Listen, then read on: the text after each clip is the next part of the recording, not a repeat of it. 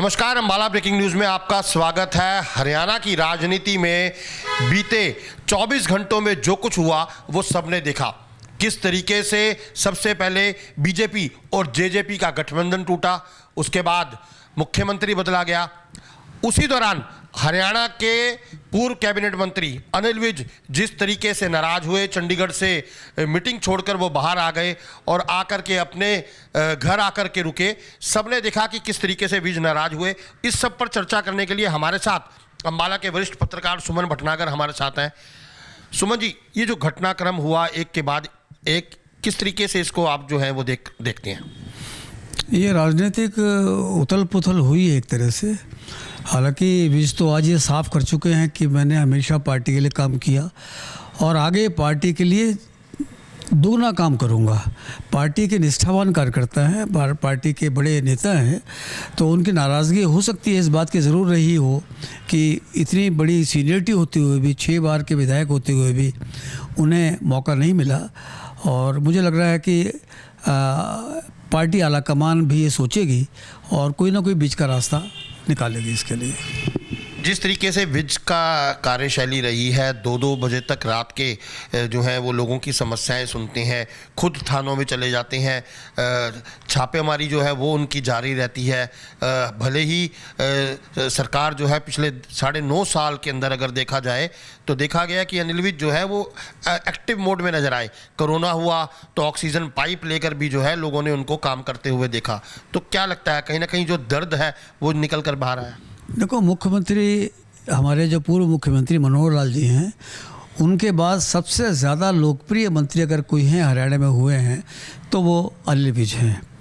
इन्होंने जनता दरबार के माध्यम से एक बहुत बड़ा वोट बैंक पार्टी के लिए खड़ा किया है। छोटे छोटे गांवों से लेकर, छोटे छोटे कस्बों से लेकर शहरों तक इन्होंने पार्टी के साख को मजबूत किया है और मैं समझता हूं कि इनका योगदान जो है वो पार्टी हमेशा महसूस करेगी और करती रहेगी।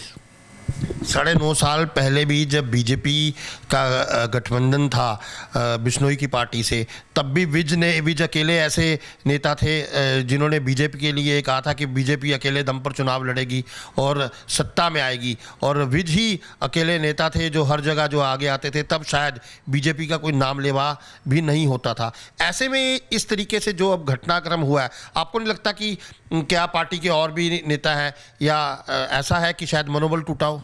देखो, विज साहब को पहले से ही अंदाज़ा था कि जजपा से बहुत लंबा रिश्ता नहीं चलने वाला है।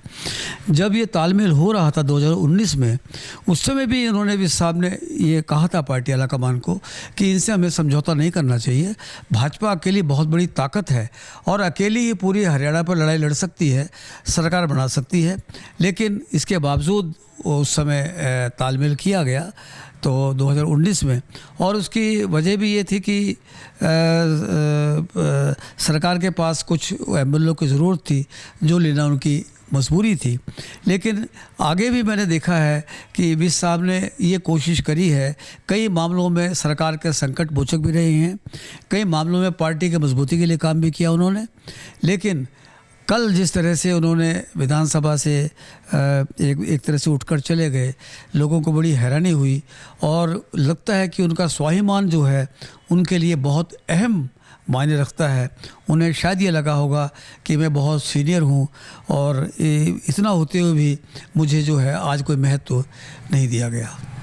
विज साहब को मनाने की कोशिश जो है वो लगता है की जा रही है, किस स्तर पे की जाएगी? भाई, मुझे जो जानकारी मिली है कि जो पार्टी के राष्ट्रीय अध्यक्ष हैं जेपी नड्डा, उन्होंने भी विज साहब से बात की है और उन्होंने उन्हें समझाया है।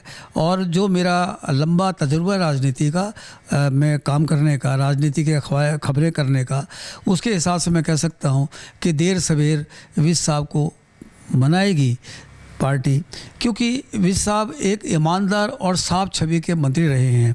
पूरे हरियाणा में ये संदेश नहीं जाना चाहिए कि एक साफ सुथरे और ईमानदार छवि के नेता को या मंत्री को पार्टी ने या सरकार ने हटा दिया है।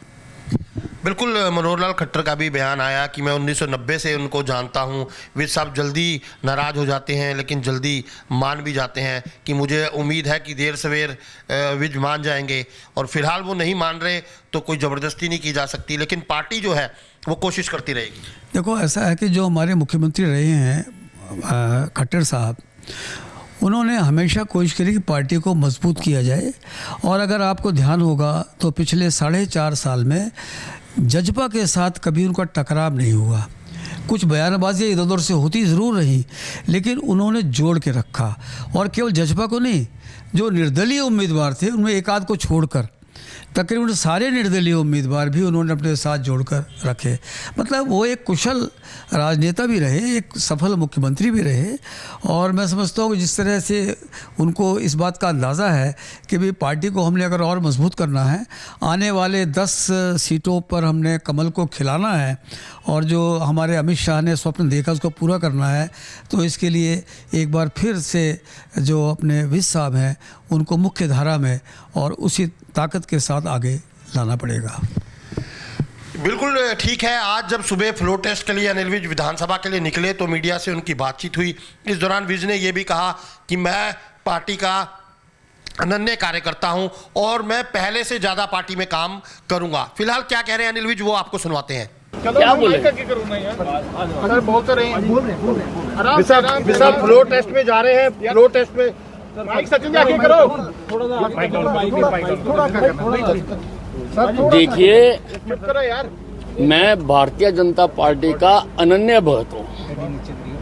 परिस्थितियां बदलती रहती हैं, लेकिन मैंने हर परिस्थिति में बीजेपी के लिए काम किया है और अब भी करूंगा, पहले से कई गुना ज्यादा करूंगा।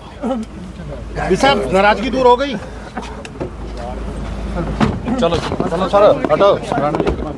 तो ये अनिल विज थे जो बता रहे थे कि बीजेपी के कार्यकर्ता हैं, सरकार के साथ हैं, हर हाल में सरकार का समर्थन करेंगे। विधानसभा में भी जो है वो जाकर उन्होंने समर्थन की बात कही। लेकिन सवाल ये है कि क्या मंत्री पद विज दोबारा स्वीकार करेंगे, क्योंकि मुख्यमंत्री पूर्व मुख्यमंत्री मनोहर लाल खट्टर ने भी कहा भी कल अनिल विज का नाम था शपथ ग्रहण समारोह में, लेकिन विज नहीं पहुंचे। क्या लगता है आपको, जिस तरीके से हम चर्चा कर रहे हैं कि उनके मन को ठेस पहुंची, क्या मंत्री पद जो है वो स्वीकार करेंगे? देखो, उनके स्वाभिमान उनके आड़े आ जाता है, अक्सर मैंने देखा है। और ये एक बहुत बड़ा उनका गुण है जो उन्होंने अपने स्वाभिमान को मेंटेन किया हुआ है। लेकिन आज सुबह उन्होंने ये कहा कि पार्टी मेरे लिए सर्वोच्च है और पार्टी के इंटरेस्ट को वॉच करूंगा, पहले दुगना काम करूंगा मैं। और मुझे लगता है कि अगर उनको ये महसूस हुआ कि भाई मेरी ज़रूरत मंत्रिमंडल में है और मुझे मंत्री बनना चाहिए, तो डेफिनेटली वो मंत्री बनेंगे एक बार फिर, और डिप्टी सीएम बनेंगे, होम मिनिस्टर उनके पास रहेगा। ये सारी बात की है। लेकिन मुझे ऐसा लगता है कि जो नए मुख्यमंत्री बने हैं वो उनके मन में भी विज साहब के लिए काफ़ी रिगार्ड है। नायब सैनी बहुत निचले स्तर से, मतलब भारतीय जनता युवा मोर्चा के जिला अध्यक्ष से उठकर उसके बाद विधायक बने, विधायक के बाद सांसद के बने, सांसद के बाद प्रदेश अध्यक्ष बने, प्रदेश अध्यक्ष मुख्यमंत्री बने। तो एक नीचे लेवल से उठकर ऊपर आए हैं वो। उनको पता है कि पार्टी के नेताओं का सम्मान कैसा होता है और पार्टी के बड़े नेताओं की अहमियत कितनी होती है। और इस अहमियत को महसूस करते हुए मुझे लग रहा है कि वो और पूर्व मुख्यमंत्री खट्टर साहब अनिल विज को मनाने में कामयाब हो। बिल्कुल, अगर खुद नायब सैनी भी कोशिश करते हैं विज को मनाने की तो कहीं ना कहीं विज मान जाएंगे। हाँ, देखो, नायब सैनी बड़े हम्बल स्वभाव के आदमी हैं, बड़े नम्र स्वभाव के आदमी हैं। कभी आपने देखा नहीं उनको जोर से बोलते हुए, बड़े विनम्र हैं। और उनकी विनम्रता ही, अगर वो विनम्र स्वभाव से मिलेंगे जाकर विज साहब को और विज साहब से आग्रह करेंगे, तो मेरा ख्याल विज साहब ऐसा नहीं है कि जिद्दी हैं, कि इस मामले में जिद्दी नहीं है, क्योंकि उनको पता है कि आने वाला चुनाव है और 10 सीटों पर चुनाव होना है। और हो सकता है कि उनको इस बार स्टार प्रचारक के तौर भी हरियाणा में ले जाया जाए, क्योंकि छवि है उनकी अपनी पूरी हरियाणा के अंदर। विज का खुद का जो है एक बड़ा वोट बैंक है। अनिल विज के ऊपर लोगों को विश्वास है। हमने अक्सर देखा, हमने बहुत बार पिछले 9.5 साल में कवर किया किस तरीके से पूरे हरियाणा भर से लोग अनिल विज के जनता दरबार में आते हैं। अनिल विज से एक आस रहती है लोगों की। तो ऐसे में अगर विज मंत्री पद स्वीकार नहीं करते तो कई हजारों की संख्या में हम कह सकते हैं कि उनके जो फॉलोअर्स हैं, उनके जो चाहने वाले हैं, उनको भी कहीं ना कहीं ठेस पहुंचेगी। देखो, दो नेताओं ने हरियाणा भाजपा के लिए बड़ा वोट बैंक तैयार किया है। एक तो किया मुख्यमंत्री मनोहर लाल ने, उन्होंने करीब करीब 40-50 लाख लाभार्थी, वो चाहे बुढ़ापा पेंशन के हों, चाहे अंत्योदय के हों, चाहे किसी तरह की उज्ज्वला योजना के थ्रू हों, किसी माध्यम से हों, एक 50 लाख का बड़ा लाभार्थी वोट बैंक भाजपा के लिए हरियाणा में तैयार कर दिया है, जिसका आने वाले चुनाव में आपको असर नज़र आएगा। इसी तरह से अनिल विज है। अनिल विज ने जब जनता दरबार लगाए अपने, तो 10-10 हज़ार लोग आते थे, महेंद्रगढ़ से लेकर रेवाड़ी तक, कालका से लेकर गुड़गांव तक, एक सिरे से दूसरे सिरे तक हज़ारों लोग आते थे।